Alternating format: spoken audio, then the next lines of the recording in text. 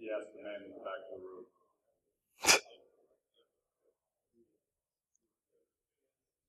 Good? Go ahead. All right. Good morning. Sounds like we're good. We're going to get going. This talk is classic cons in crypto. We're going to be looking a lot at cryptography and cryptocurrency, which is mostly him. We're going to be talking about some of those classic confidence games we've seen forever and how they're playing out with this newer technology. Hi, I'm Zach Sarakun. I'm a security analyst at CBI. Yeah, and so I'm Wolf Gorlick, also at CBI and on the Twitters and on the YouTubes. Where this talk came out of is Zach and I will get coffee in the morning and Zach's like, this is the new great thing that's going on in cryptocurrency. I'm like, that's great. How many wallets were stolen? He's like, okay, fine. And like, oh, by the way, Venezuela is going to run on cryptocurrency. They're going to spend more power on the entire cryptocurrency thing than energy. I'm like, that's great. So what's your Bitcoin trending right now? And it was also funny every day. It's like, my Bitcoin's up, my Bitcoin's down, my Bitcoin's up, my Bitcoin's down. Right? So we had a lot of these things going on. And it occurred to me that with this new technology, we're making a lot of the same mistakes we made forever and a day, which is, of course, the old man in me coming out. And we're falling prey to some of the same confidence games that we've seen repeated over and over and over again. And so while the entire cryptocurrency world focuses in on solving the 51% attack, someone over here is like, yeah, but I fished and got your keys. Ha ha, now I got 10 Bitcoin. So it's craziness. So that's some of the things we're going to explore today, and that's some of the things we're going to talk about. So the way it's going to work is we're going to break out some fundamental concepts of cryptocurrency and blockchain and off-chain and on-chain, near-chain, and I don't know how many chains, far chains, and one or two chains. And then we'll go ahead, talk about some of the pros and cons that we're seeing, and then we'll talk about some of the classic cons in that space. Yeah? So what is blockchain besides a fire buzzword? No one really seems to agree on this. Wolf will kind of touch on that soon. So if you Google blockchain right now, you'll see Google calls it a digital ledger in which transactions made in Bitcoin or another cryptocurrency are recorded chronologically and publicly. But already there's like a ton of problems with this definition because blockchains are not limited to just cryptocurrencies. And not all blockchains are recorded publicly. There are blockchains like Monero, for example, that you can't go publicly view those transactions. You might be able to verify them, but you can't view them. So that leads us to the question, should we think of it as a technology or a design pattern? There's no blockchain version numbers. There's no blockchain IEEE. There's no awful blockchain certification exams yet. Hopefully. No, this is great. I will not go if get... anyone knows CompTIA and can put me in touch with them, CompTIA Blockchain Plus. I am not getting my Blockchain Plus. I'm not. Am I right? Like Cal Plus, Blockchain Plus is the new house thing, man. Oh, please. You got a quarter. Get the cert. So let's say, so because of those reasons, I'd invite you to think of it as a design pattern. So a blockchain is essentially a construct wherein a cryptographically authentic record of events is distributed amongst participants in a network and permanently updated once a majority consensus of nodes ratifies the entry. This design pattern can be tweaked and applied to solving many different challenges, but has its real-world origins powering cryptocurrencies. It was originally invented with Bitcoin. So some of the use cases for Bitcoin are cryptocurrencies, of course, which is the primary use case for this presentation. Distributed cloud storage, such as storage.io. So distributed cloud storage is, think of like Google Drive, only decentralized. So everyone holds encrypted portions of a file. No one person holds the whole file. And then it's redundant because you can't trust everyone to hold on your files. And then when you pull that back up, and then when the user calls it, everyone serves up those files. You have decentralized DNS. Namecoin is a project that works on that. And then Ethereum's .eth domains are happening. You're seeing a similar gold rush right now where everyone's buying up .eth domains, pets.eth and all of that all over. You can use blockchain for voting. You can follow your vote and verify that an election was legitimate. Agora and Follow My Votes are using that. Sierra Leone did use Agora in a public election, which is actually kind of interesting. And it was for about 70% of the votes that 70% of the votes that were counted were used collecting Agora. We have malware tech bugs. One of the best use cases is using military applications, like boring your enemy to death by telling them how it can solve all their problems. I've almost killed Wolf with that. Hey, how's that project going? Let me tell you about blockchain. Can I get a status report? Have you heard about the good news of blockchain? And then another use case, which we'll be talking about later, is smart contracts. So the Ethereum project was built for smart contracts, and then EOS, which is a ICO that I believe launches like today or tomorrow or something. So one of the most profitable use case so far. Yeah, I'll cover that. We're going to get back to smart contracts, which is fun, but think about this for a minute, and this is the most exciting thing to me about blockchain. Are you a criminal who makes a living the good old hard-fashioned way, stealing people's information, right? Are you sad because when Anthem happened, it went from $200 a record to $10 a record? Doesn't that suck? Thank goodness for ransomware, right? We no longer have to steal people's information and sell it to some stranger. We can steal it and sell it back to them. This is fantastic. And fundamentally, like the only real use, I can't buy coffee with Not Bitcoin. really. I can't pay my hotel. There's a million and one things you can't do. But by God, we could do ransomware. And did you guys see the ransomware talk like yesterday? It's .NET. I know .NET. This is phenomenal. So it's really fundamentally, at the moment, being used primarily in the criminal space that I'm seeing. Obviously, there's a lot of great uses for it. Sure. But I think that's true why it's exciting, right? Crypto. Anyone really know cryptography? I mean, I do a lot with cryptography. Anyone really know other than I click the right setting and don't use SSL anymore? No. So crypto's magic, which is fantastic. Sure. And the criminals are using it, right? Robinhood, all these like fundamental, like day-and-old criminals. So it's sexy. So you got magic, sexy money. It's fantastic. No wonder the kids love it. So some of the concerns around blockchain today are the risk factors associated with them. So you have scalability issues. Scalability are transactions per second that it can, or transactions per day, whatever that it can handle. Transaction fees grow as blockchains get congested. You have key management. You have a lot of people coming to this space that have never dealt with private keys or held private keys before, have no idea how to manage them, etc. But the scariest of them all is the infamous theoretical 51% attack. And we can't even call this theoretical anymore. This actually happened to Bitcoin Gold, which is one of the forks off of Bitcoin. More about forks in a minute. And it happened about this week. So the network is market regulated and open. So if one entity was to have 51% of hash power, there's no central government, treasury, corporation, no Bitcoin CEO to stop them from doing what? The attackers can't just magically change the rules. If they were changing code, they wouldn't be running the same protocol. But they could reverse transactions the attacker sends while in control, prevent some or all transactions from gaining confirmations by not mining them, preventing some or all miners from mining any valid blocks. And then what we were seeing this week is early reports were showing some double spending. So I'll explain what double spending is in a little bit too. So let's do it. Let's crash Bitcoin. Let's 51% attack. Let's make all the money.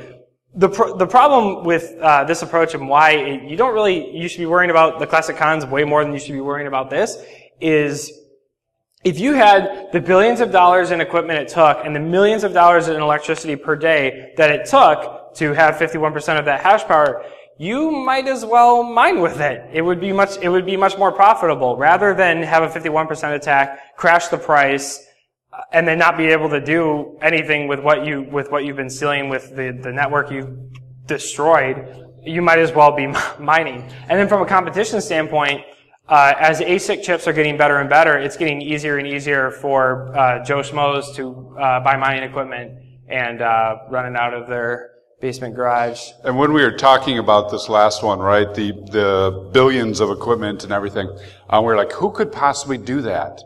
Where'd it go? There it is. Billions of, who could possibly do that? Of course, we're thinking like Elon Musk, right? See, can you imagine Elon Musk going, flamethrower, got it. SpaceX rocket, got it. I could crash Bitcoin. I mean, who's going to do that? It doesn't make any sense. So we, as an industry, Bitcoin and the blockchain folks spend a lot of time on that, but the reality is that's not necessarily what's going to happen.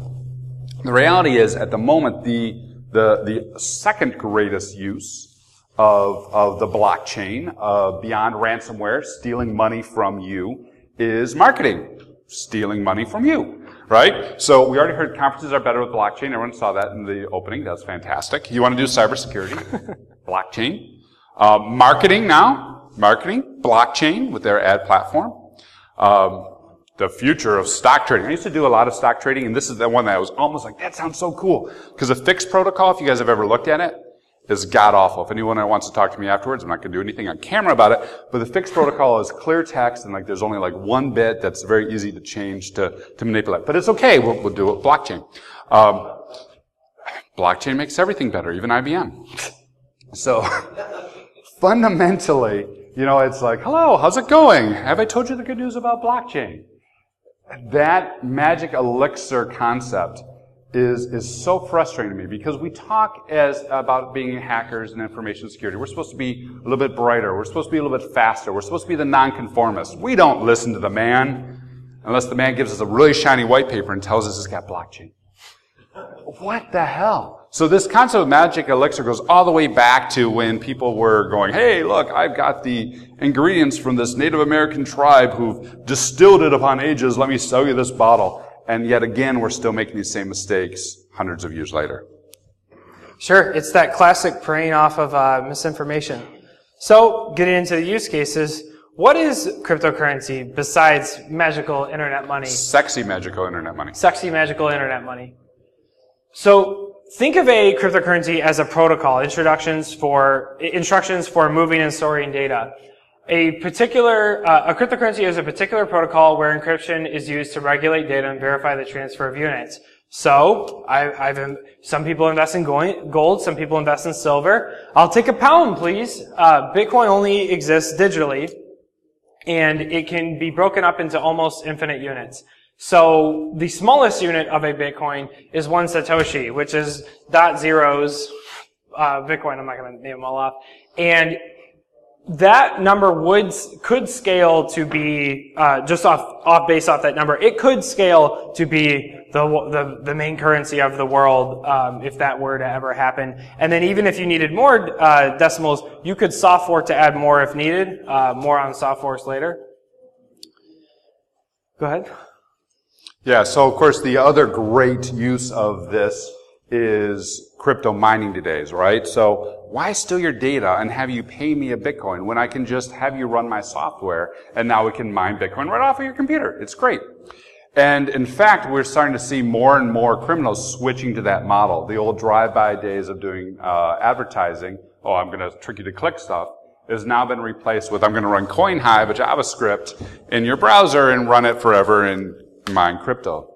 As well as some of the old attacks that used to break into data centers. I've got a good friend who runs a web hosting company, right, in the cloud, my other favorite buzzword, and was investigating because he noticed that the performance was starting to dip, and what he actually found out was a great swath of his machines were infected. They were compromised. There was holes in the web applications that were used to load up exploits. And in the old days, they would have broke in and defaced it and went, look how cool I am, or broke in and stolen data. Oh, look, I can sell that in the market. No, instead, they've broken into all these web servers and were mined to the tune of $1.6 million a month off of crypto miners throughout the environment. Craziness. So that's the other great use case today, crypto mining. So some of the pros of cryptocurrency is you have a controlled supply. So you don't have the photocopying of money that we have problems with other currencies. You have decentralization, so no one person can mess it up by accident or intentional action. When a blockchain is running properly and you're not in some type of 51% attack scenario, you don't have a double spending problem. So Bitcoin is not the first cryptocurrency, but it solved the double spending problem. The double spending problem is the idea that if I have 1 Bitcoin and I give it to you, and I give it to you, and I give it to you, and I hurry up and spend those again and again and again before those transactions are valid, I've just spent that 3 times. And so it doesn't really work as a store of value or medium of exchange anymore at that point. And then, of course, you have authenticity backed by that blockchain. So there's no real such thing as a counterfeit Bitcoin. Some of the cons of it are, that's what the price chart looks like on any given Tuesday morning. You have several wonderful cycles here where media starts to talk about it. People get super greedy. We have the new paradigm at the top. Everyone's talking about it. We don't need governments anymore. We don't need cash anymore. This is the whole new thing. We have a dip. People get a little shaky for a minute, and then we have the return back to normal, where everything is cool, we're good, we're gonna keep going up, and then we have this, and and I got crazy with MS Paint, it just kinda goes nuts. And so that's definitely hurts it as a store of value. And I do too, by the way, love it when I'm talking to Zach in the morning. He's like, "This is the greatest day ever. Everything's great." And he's like, "I want to kill myself. Can I work here forever? Can I get a raise?" No, everything's good. And the media names these things crazy stuff too, right? Was it return to the beach, man trap, shark? Oh, right, yeah. So this pattern we see here would be an inverse shark returning to the beach, and it's bullish. Yeah, I used to work in the stock market, and it's the craziness that they say. Well, that's what we would have expected to see from the inverse shark attack.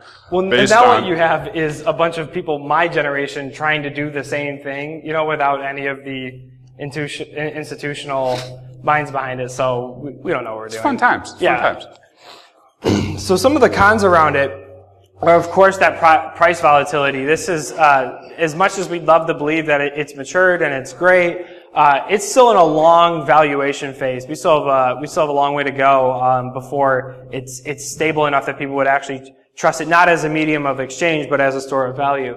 You have scalability issues, so every time networks get congested, transaction fees go through the roof, transaction times take forever, which hurts it as the medium of exchange.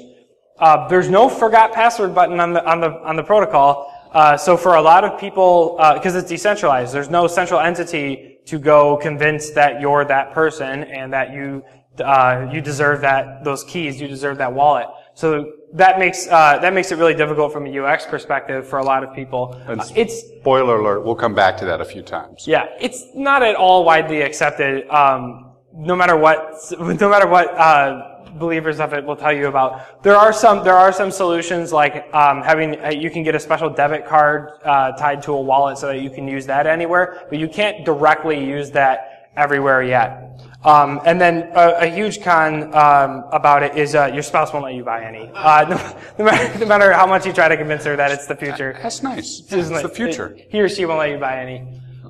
She hasn't heard about blockchain. That's the problem. Right. So in this day and age of this decentralized currency, right, this sexy magic internet money, where no one bank will tell us what to do, I love the story of Mt. Gox. If you guys haven't heard the story of Mt. Gox, it all starts with Magic the Gathering, which used to cost about 1 Yoshi. Satoshi. Yeah, okay. 1 magic money. And so Magic the Gathering, they wanted to exchange cards online, and this came to Magic the Gathering Online, Mt. Gox. So Mt. Gox actually started out as a trading platform for fake cards and then moved to a much more legitimate model of trading fake currency. And pretty soon they had about 3/4 of all the currency was flowing through Mt. Gox. Now, fundamentally my problem with so many of these technologies, basically every new technology, is I'm like, why? Why do we keep making these same mistakes? Why are we not patching? Why are we not putting in two-man principle? Why are we not using 2FA? Yada, yada, yada. Every single thing you hear everyone in this industry who's been around for a while complaining about. Why don't you use 2FA, Sonny, in my day? So that's the problem. And what ended up happening was Mt. Gox ran off with all the money. Now, it's never been proven. It's never been definitively found. If anyone says, yes, it has, please give me the link because I didn't find it. They investigated for years. Yeah, they investigated for years. But every indication shows it was insider threat, right? There was not good two-man controls. There's not good financial controls.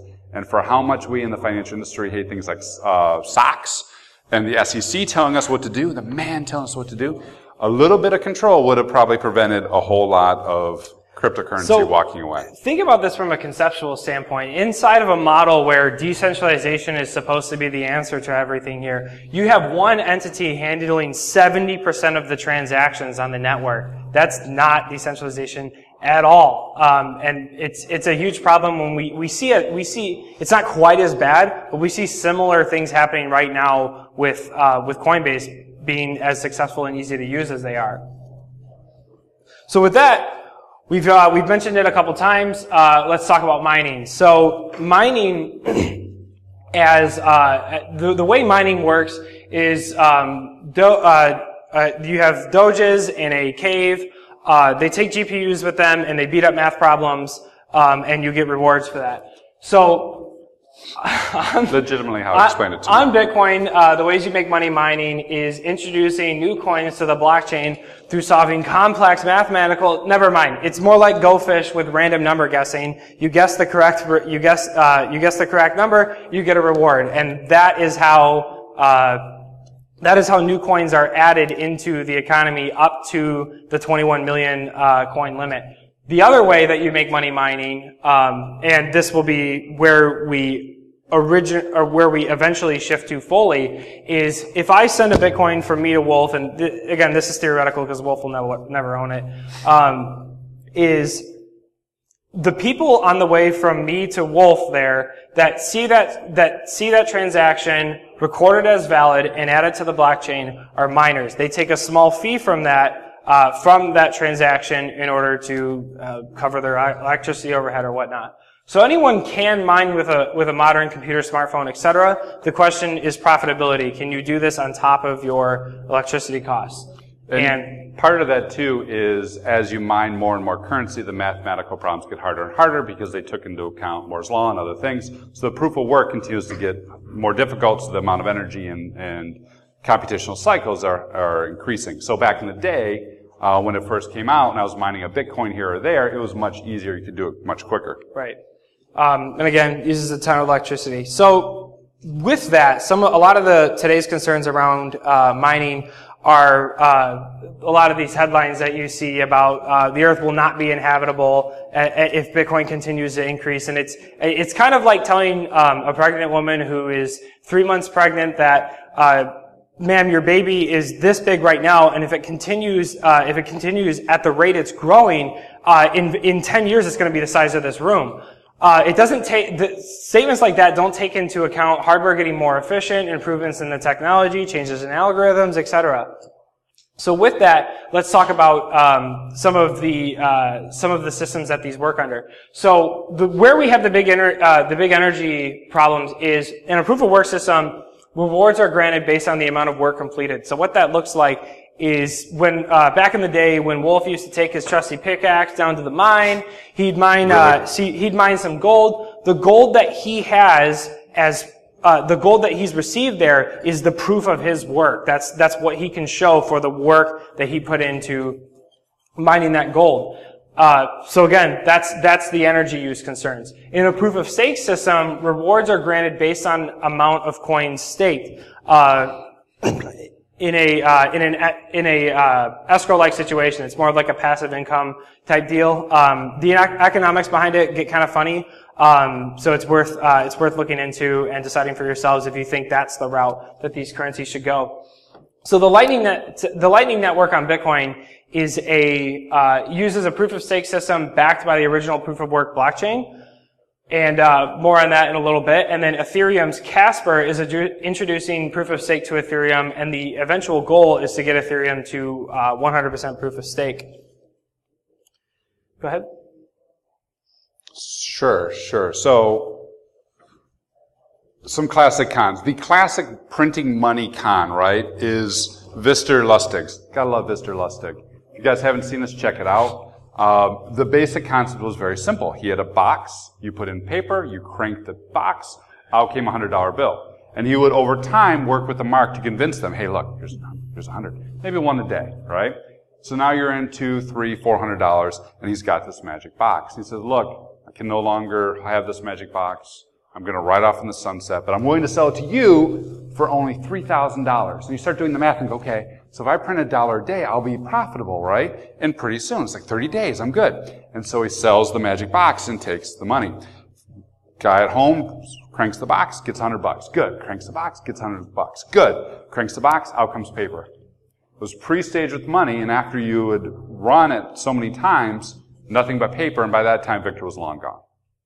So, classic money box con. Classic con. Apparently, second one, apparently when I was mining back in the old days. Back in the day. Like gold rush, 18th century, with my trusty mule who I named Lucy. Lucy's a good name for a mule. So there was this con about salting the mines. Here's the way that worked. You would mine and mine and mine, get as much gold as you could. And eventually you tap out the vein, right? There's no more gold to be had. What are you going to do? You're now stuck with this property. So you take some of the gold you had and front load it into the beginning of the mine. So you take your mark in and go, hey, Zach, this is a gold mine. And I'm tired, I'm old, Lucy needs a home. I'm going to ride off in the sunset. But I will sell you this gold mine for the low price of 10,000 marks or whatever. And the person would be like, that's great, look at all this gold that's right here in the beginning. I'm going to be rich. And so they'd buy it. And again, forecasting in about a year, I'd make all my money back. And within a couple of days, they'd mine through the gold that I, the con artist, had left for them. So keeping in mind Victor Lustig's money box, keeping in mind salting the mines, I will now tell you about this great opportunity I have for you guys. For the low price of just a few pennies, I will sell you mining rights. Cryptocurrency mining is hard. It's complicated. Trust me, you don't want to do it. But you can buy a mining right, and I'll give you this great plaque. It's got a little certificate. You own your stake. And for the next 5 years, as long as you have this mining right, you are welcome to all the Bitcoin that my mining farm mines out. Hey, I did not consent to you posting a picture of my garage. Yeah, you wish. And a lot of baby boomers, a lot of my friends who are my age and a little bit older are coming up to me going, yeah, I wanted to get in, and this friend of mine is trying to tell me that I can buy a mining right, and I get a certificate, and that's how mining works, right? Like, it's all over the place, right? So I heard that. Immediately I'm thinking about gold and printing boxes, and we're using these same old confidence tricks again with this modern technology, and unfortunately people are falling for it because, you know, sexy magic internet money is hard. Right. It's very hard to do. So if we just had a mining stake. And also, too, a lot of times they're like, hey, you want to split this money with us? Because they tell us to sell shares of our shares. Yeah, it's that preying on misinformation over and over. Absolutely. So, for the next thing, we'll be talking about going beyond that original blockchain to help with scalability issues. So, like I mentioned earlier, scalability issues are, as they relate to blockchains, problems around transaction times, transaction fees, etc. So, we're going to talk about forks and layer 2 solutions. So what I mentioned earlier was the Lightning Network, which is a proof-of-stake system that is a second layer solution to Bitcoin. So think of it like this: paper money was originally a layer 2 solution to scaling gold. When they first started using paper money, Wolf was extremely excited that he didn't have to go to the merchants anymore and shave gold off his bars. This was a lot more convenient for him. So it's a similar situation to what we have here. So the Lightning Network is a layer 2 off-chain solution. So it uses micropayment channels to scale that you open payment channels from node to node, and that allows the scalability, reducing the load on the main chain exponentially. It has I shouldn't call it onion-like. It's onion routing, just like Tor. For those of you who are familiar with that, transaction times are instant. You can look up YouTube videos or whatever on the testnet or the mainnet. Transaction times are ridiculously fast, and this aims and seems to enhance Bitcoin's utility as a medium for daily use. So again, it uses those payment channels to allow people to send transactions to each other without actually using the blockchain. So what this allows Bitcoin to become much more than just a store of wealth. It allows it to become a better medium of exchange. So now if a coffee place ever decides to accept it, when I buy a coffee, I don't have half of that cost being a transaction fee. It will scale much better for smaller micropayments. Yeah, just one thing on that. The first time I heard about this, I'm like, I don't care what you young punks say. Layer 2 will always be data link. Am I right? Don't be making layer 2 shaved off gold. Go ahead. So data link. Yes. Okay. All right. OSI model guy over here. So now we'll talk about another way that people try to scale blockchains, which are forks. So it's not nearly as complex of a concept as it sounds. Think of just like a programming fork. So if I've got these transactions or these blocks going in a line like this, and someone decides that at this block number, I want to decide to fork off of it and have a new list of transactions. That's all that happens. They decide to change the code. They have their own new miners, et cetera, et cetera. So a hard fork is ditching the old chain for a new chain with new rules. This old chain can continue if people are still mining blocks on that new chain. The difference between a hard fork and a soft fork is a soft fork is backwards compatible. And the way that you maintain eventually one chain is somebody will come out with a proposal, and SegWit is a good example of a proposal that happened on the Bitcoin Core chain, which is the main chain. And they say, I want to have X consensus by X number. So if you decide to vote for that, you vote with your hash power. And then when you reach that block number, if you have enough consensus, everyone switches over, and at that moment, everyone is using new code. SegWit was a great example of this. It increased the block size, helped with scalability a little bit, fixed a couple potential security vulnerabilities. But what's worth mentioning here is SegWit was interesting because it showed that people can agree on something in a decentralized manner, and that we can do code changes so that it potentially can survive into the future. So some of today's concerns around going beyond the blockchain is the concerns around not having the real coin anymore. So anytime Bitcoin Cash, Bitcoin Gold, SegWit 2x, Bitcoin Unlimited, there's so many of them.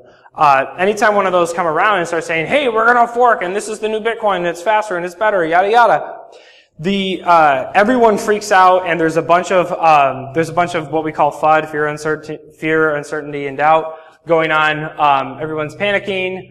And so when these forks happen, you have exchanges that crash. Coinbase is a perfect example. To those of us that own Bitcoin, we've probably all seen the sorry, can't handle your transaction. And we begin to cry as our retirement account begins to crash to nothing. So getting over the last one, Ethereum and Ethereum Classic is actually a great example of a successful hard fork. What happened is back in the day, Ethereum, which is now Ethereum Classic, had a smart contract on it, and more on that in a minute, that was hacked, and people decided, no, you can't just steal $150 million. We need a solution here. That was the solution they decided is hard forking to what we now know as ETH, Ethereum. So, can't have a Bitcoin crash if you don't have any exchanges online. So hard forks, soft forks. Zach tells me that old hackers like me can still do hard forks. They have a bunch of medicine for that now. I'm not really sure I got that joke, but all right, a couple different things. Remember earlier we said you can't change your password, right? Because it's private key. And also, when I was talking about on the baby boomer side, cryptocurrency sounds harder, so we want to buy like mining rights. Similarly, we've got NiceHash, which is targeted more at the younger audience because cryptocurrency is harder. So download NiceHash. If you download NiceHash, it runs on your computer. It does mining when you're not paying attention, and it uploads all that mining computing back to NiceHash, where they conveniently hold your keys. What could possibly go wrong? So NiceHash pay you out, yeah. And then they hopefully pay you out. And they hopefully pay you out. Yeah, you hopefully pay out. So NiceHash had all the private keys. Those private keys get stolen 4,500 Bitcoin later. All those people have no way to get back because they have no way to prove that it was actually them in their computer. Right. What's funny about this breach is the first time I read the headline, I'm like, whoa, $50 million worth of Bitcoin stolen. And the next day it was $64 million of Bitcoin stolen. I was like, whoa, like did they get breached again? Oh, okay, that's just the price fluctuation. But the key here is the private key, right? Private keys are critical. If you don't own your private keys, you don't actually have the money. Right. No matter who's doing mining, no matter what they're trying to tell you, if you don't have your private keys, you don't have it. Now, even if you have your private keys, doesn't necessarily mean you get to keep your Bitcoin. So a lot of times today with individuals who have their own keys, their own wallets, they set it up, They downloaded a wallet, installed it, and hopefully it wasn't some ransomware scam saying, we are now configuring your wallet. Well, it's encrypting all your files. We're hoping. They did all the right things, and now they've got a wallet. The challenge here is that historically, we have been terrible at private key management.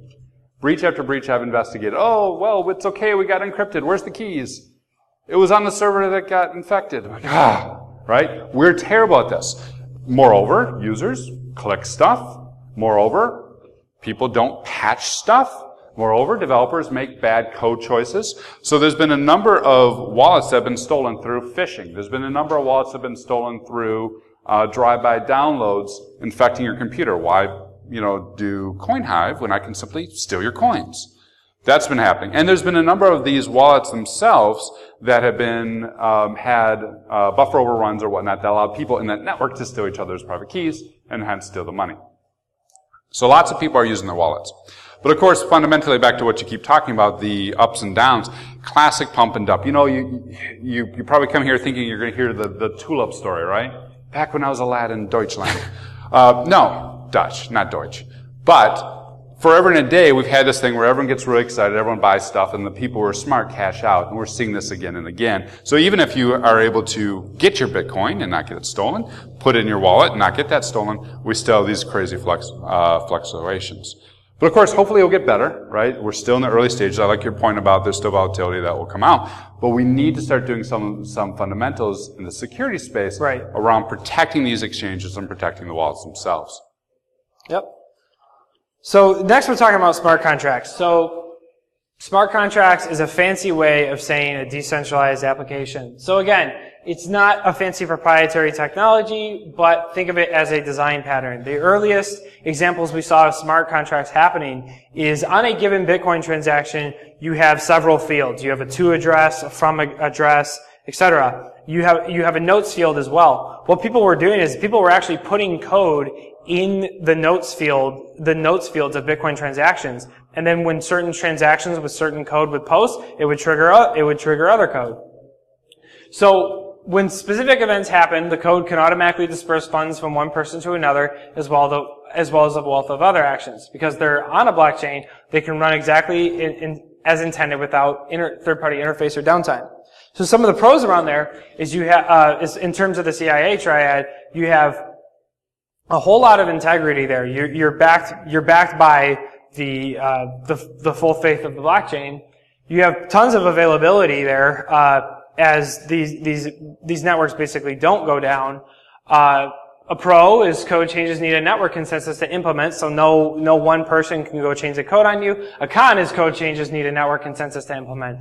And what I'm getting at there is if someone finds a vulnerability in your code, on your decentralized application, you don't have a good chance of being able to convince everyone to signal to change that code before an attacker can exploit it, given that you need that whole network consensus to implement that code. So again, that's the whole centralization versus decentralization. You have to be extremely careful in how you develop these applications. As I mentioned earlier, the Ethereum and Ethereum Classic hard fork is a perfect example of that. There was a smart contract, I believe it was called DAO, that was hacked a while ago, and that was a $150 million smart contract hack. The Ethereum protocol itself was not hacked, but they hacked the application because it had problems with it, stole all the money. So Ethereum forked to have a solution to that. Not necessarily a great solution though, as you're essentially changing money just because of vulnerability. So today's concerns around that are, what that would look like today is if I decide with Wolf that I want to bet 50 Ethereum that the Lions win the Super Bowl this year, Wolf says 50 Ethereum that they don't, we put that in some type of ideally decentralized escrow account. When the Lions don't win the Super Bowl, not that I'm assuming, but when they don't win the Super Bowl, Wolf would get paid out from that escrow account. And that would be a simple example of what you could use a smart contract for. The problem is where do we get that flag to see that the Super Bowl was won? Do we get it from ESPN? Do we get it from another news network? Centralization problems, right? Who's controlling that? Who's controlling that information, giving us that flag to determine that they won? Because if you're letting a a lawyer or something handle it, it might as well be an old system. So machines don't see things as black and white as we do. So the concern here is we need to be extremely careful about how we develop these applications. Instead of messing with the inputs of the AI, right? Confuse the AI, screw with yeah, the AI's AI is mind. only as good as its inputs. Yeah.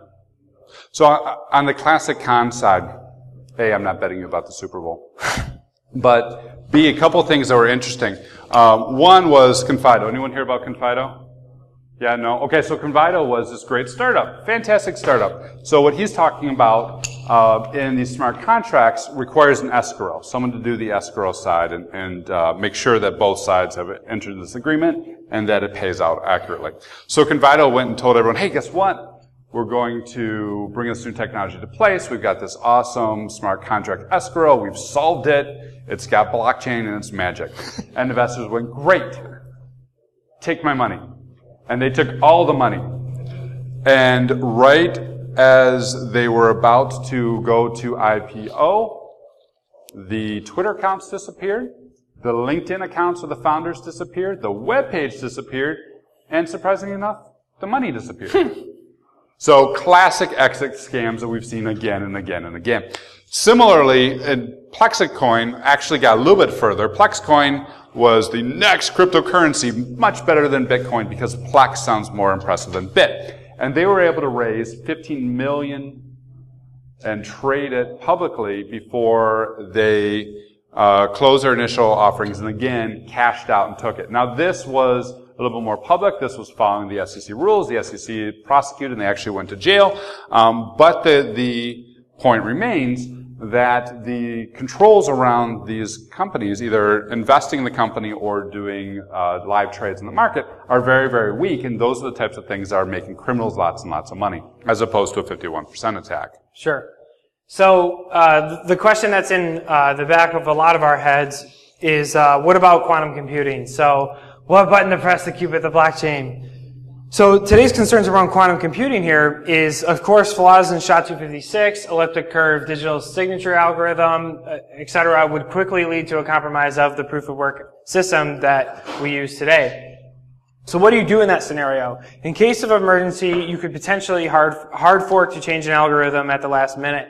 What that would mean is the entire infrastructure of hardware that is running right now on that old algorithm essentially becomes obsolete. That's obviously a big problem. The total hash rate of the Bitcoin network or whatever other network would drop very significantly.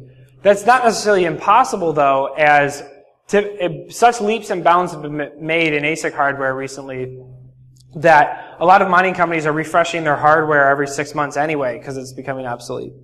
However, in cryptography, these things don't generally happen overnight. I'm thinking of DES, MD5, SHA-1. What happened were weaknesses that were found that changed the effort it would take to do that. So what that would look like on Bitcoin is someone would say, I think with an X size warehouse and an X amount of capital, you could break Bitcoin. So what happens there is people begin to talk, just like SegWit happened. But I see these problems. What can we do about it? The network would implement a code change to get there through hard fork or soft fork. It would definitely be possible through hard fork, maybe possible through soft fork. We haven't seen that yet. Not for sure there. But if it happened overnight, Bitcoin and everything we know about encryption is brought to its knees. But the question there is why, if you can bring encryption as we know it to its knees, why are you at all concerned with $130 billion? I think people would be using this to keep enemies from getting nukes, not worried about $130 billion worth of magical internet money. And again, algorithms can be updated. If the market demands higher security, in theory, Bitcoin can scale to meet that. Well, yes. Unless you're Elon Musk. Again, I'm thinking about him on his throne of Teslas and the bones of his enemy. No, but if you think, jumping back, DES, MD5, SHA-1, we have learned a lot over the past few years, right? When you implement a protocol, you don't necessarily tie the encryption to it. We separate these, right? There's layers of abstraction. Why? Because we know as machines get faster, as technology changes, enter quantum computing or whatever you want, Moore's law is going to crush that encryption algorithm. So we've gotten really good at this decentralization, decoupling in many of our older protocols. But in the rush to implement the Bitcoin and the blockchain and whatnot, I fear that they haven't learned some of those old lessons. Sure. You know, the fact that you need to completely do a hard fork and reset it is very concerning to me. Because can you imagine the websites, right? We have broken SSL, PCI, DSS now says we need to upgrade. Great. What are we doing? We're going to hard fork the internet. It's going to start on Friday. We've got to get everyone to agree. So everybody's flipped the switch at the same time. Yes, everyone flipped the switch at the same time. Right? It's a little bit craziness. It's a little bit craziness. And I fear that we're forgetting some of the foundational lessons we've learned and building all this infrastructure as we rush forward with Bitcoin and its relatives. So, classic cons, right? So, quantum computing, this was actually the conversation that really sparked this talk. Zach comes into my office. He's like, oh my God. So, quantum computing has got this thing called qubit. And qubit is... Okay. Go ahead. Are you sure it's not qubit? It's qubit, but okay. So, qubits are going to change everything. And the speed's going to come, and it's going to crush the algorithm, and we're going to be able to attack it, and I'm like, okay, yes, these things will probably happen. You know what's probably going to happen before then? Pyramid schemes. Right? Am I wrong? So, fundamentally, the interesting thing where are we on time? Plenty of time. Go ahead. Okay. 5 minutes. Fundamentally, as our technology continues to evolve and adapt, we are cavemen, right? We still get the same instincts that survived and thrived very well when we're beating animals over a head with a stick and dragging them back. And then we discovered fire and it was awesome. And if you say I was alive during that time. But my point is we have these same instincts. And what that means is we have these same human exploits. These are fundamental human exploits that have been with us for 1,000 years. And as technology changes, yes, that new technology brings up all sorts of new things. We're in the cloud. Do you guys remember when we first moved to the cloud and all the security talks were like, do you know what's going to happen? Now that we're in the cloud, they're going to figure out cloud escapes. And people are going to come in and they're going to assault your cloud and your cloud's going to dissipate. And they're going to do VM escapes and do multi-tenancy attacks. You remember all those sort of things that we're all concerned about, like circa, 2010 to 2015? None of those happened today. Not really. No, what is it? We fire off exploit at some crappy code that some developer put up there in the SaaS. Yeah. Huh? Someone clicked a link. Or someone clicked a link. Right. We've got the same wetware that we're running on all this new technology, and therefore we make the same mistakes because we have the same human exploits. Cavemen are running the show, and whether it's Bitcoin or cloud or AI or whatever it is, first we've got to tackle those cavemen exploits, because if we don't, we're in a very bad spot. Definitely. And one of the earliest ones from the day when I was clubbing animals over the head, I'm like, hey, I will give you a piece of meat if you sell a piece of meat to someone else. Pyramid schemes. But no one's honest, right? No one's honest about these sort of things. Unfortunately. Well, someone is. As the best and most ethical Ponzi scheme to date is Ponzi Coin, the world's first legitimate Ponzi scheme. This was a real project that actually happened. If you want to look it up, you'll have to see it on the Wayback Machine, because for whatever reason they're not running anymore. Because money doesn't grow on trees unless you're Bitfinex. So how does Ponzi Coin work? So this is the white paper summary. Here's the creator at the top. Here's you when you buy in, and then here's your friend's college fund at the bottom. So 4 easy steps for Ponzi Coin. 4 easy steps for Ponzi Coin. I love this because it was so truthful. It was so honest. How do you make money with cryptocurrency? Well, step 1, you invest. If you're one of the first few investors in Ponzi Coin, man, you're at the top of that pyramid. You've got the full stack. Invest. Don't worry about it. Just buy it, buy it, buy it. And you'll get all the fancy cars you want. Think about the Lambos. Next, show it to everyone. Tell everyone all about it. Post it all over Reddit. Make a dedicated YouTube channel for it. Everyone's got to know. Everyone's got to buy it. Call your dog, your teacher, your boss, everybody. I got a call from a good friend of mine in Europe. He's like, I've got this great investment for you. I'm like, what is this great investment? He's like, well, what's your risk tolerance? I said, just drop 10 points since you called me. He goes, no, seriously, because if you give me $10,000, we're going to be on the ground floor. I'm like, only if you buy one of my Ponzi coins.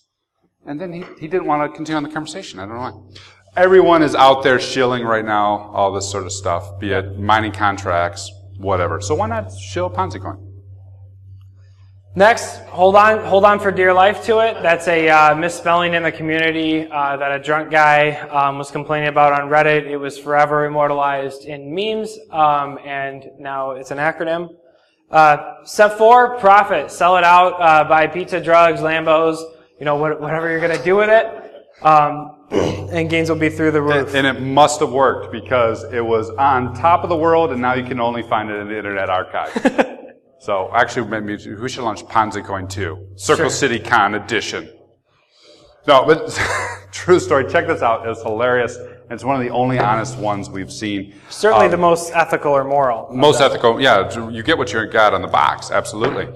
And fundamentally, the takeaway, if nothing else, definitely check out cryptocurrency. Definitely check out blockchain. It really is cool stuff.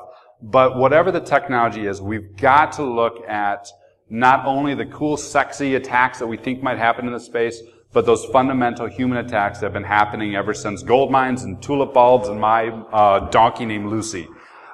We've got to do that and address these sort of human issues, because otherwise we're bringing these same human issues in and focusing on the wrong space. And when I talk to a lot of folks who are very deep in the cryptocurrency world and are really deep in building those worlds on technologies, they're not thinking about any of that. They're not thinking about any of that at all, which concerns me because I think we're going to inherit, especially if we do voting off of it, power our houses off of it, everything else off of it, we're going to inherit a lot of these same problems. And by the time you're my age, you're going to be dealing with them left and right.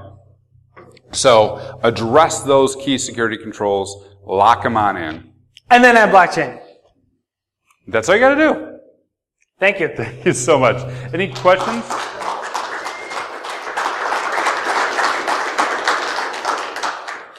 Yes, sir.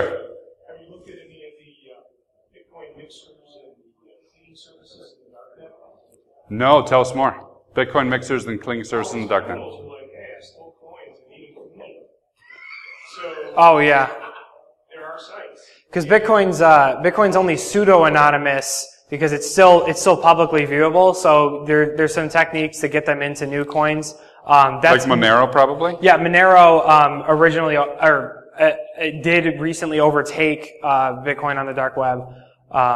So for people listening on the stream, because I know people go back and do this, the question was cryptocurrency on the dark web, because people are going to the dark web and saying, hey, how do I clean my currency? Because Bitcoin is not truly anonymous. Other currencies are focusing that way, like Monero, which is why Monero is really hot right now for crypto mining. You also see Dash using user ransomware. That was talked about yesterday as well. Dash is a privacy coin as well. So. Yeah, great question. There doesn't seem to be a barrier to entry to creating your own token. Yes. On top of something like Ethereum. What are some of the common scams that people are perpetrating? Because I know every week it seems like there's a new token that took some. Yeah. So very little barrier into entry. Anyone can create a token. Anyone can create their own currency. So scams are seen around that. It's all about that subjective theory of value. Something is only worth something as much as someone's willing to pay for it, right? So people have to be very careful and evaluate things before they decide that this is actually worth the fruits of my labor or whatever. And it's also too back to coin pump and dump. It's a great currency. Right. We can get you in on the ground floor. Just give us $10,000. Sure. We'll do that right away. Yeah. All right, we up in time? Yeah, we are running a couple minutes late, so yeah. Very good. Thank you guys all for spending the morning with us.